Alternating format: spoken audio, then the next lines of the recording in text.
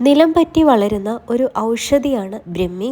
ഇന്ത്യയിലുടനീളം നനവാർന്ന പ്രദേശങ്ങളിലും വയലുകളിലും ബ്രഹ്മി സ്വാഭാവികമായിട്ട് വളരുന്നു.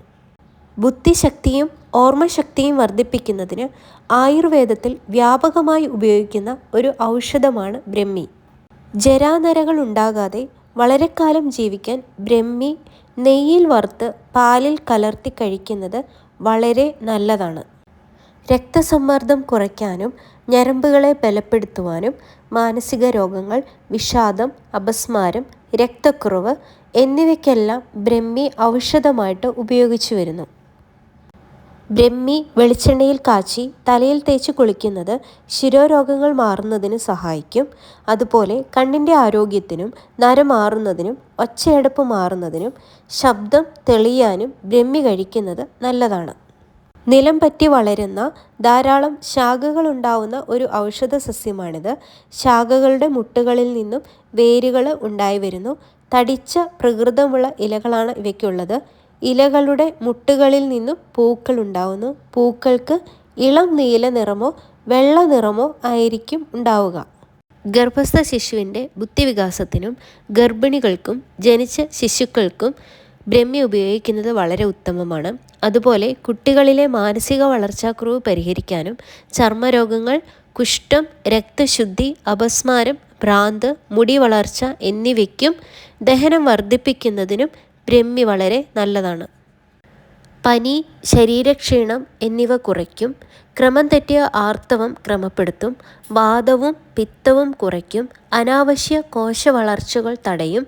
വന്ധ്യത, വെള്ളപ്പോക്ക് എന്നിവയ്ക്കും ബ്രഹ്മി വളരെ നല്ലതാണ്.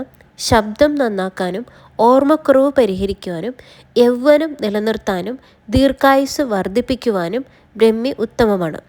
പ്രമേഹം കുറയ്ക്കും.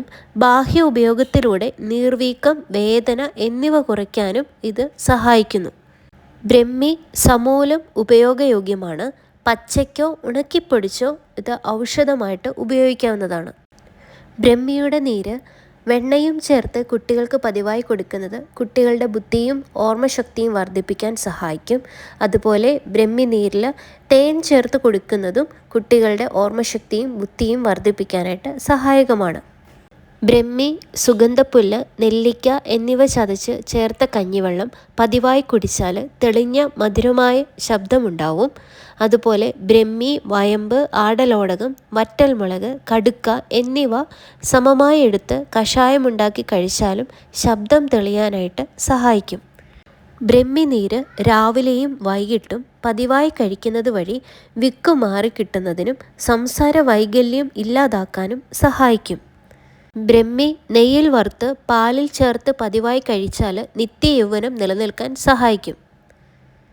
ബ്രഹ്മി ഇട്ട് കാച്ചിയ വെളിച്ചെണ്ണ തലയിൽ തേച്ച് കുളിക്കുന്നത് കണ്ണിൻ്റെ ആരോഗ്യത്തിന് നല്ലതാണ്.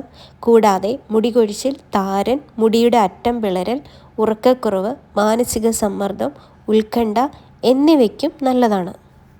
ശരീരത്തിൽ തേച്ചു കുളിച്ചാൽ ചർമ്മത്തിൻ്റെ ആരോഗ്യം വർദ്ധിപ്പിക്കുവാനും ശരീരത്തിന് തിളക്കം വർദ്ധിപ്പിക്കുവാനും ബ്രഹ്മി സഹായകമാണ്. ഔഷധ സസ്യങ്ങളെ പരിചയപ്പെടുത്തുന്ന ഇത്തരം വീഡിയോകൾ ഇഷ്ടമായാൽ സബ്സ്ക്രൈബ് ചെയ്ത് സപ്പോർട്ട് ചെയ്യുക.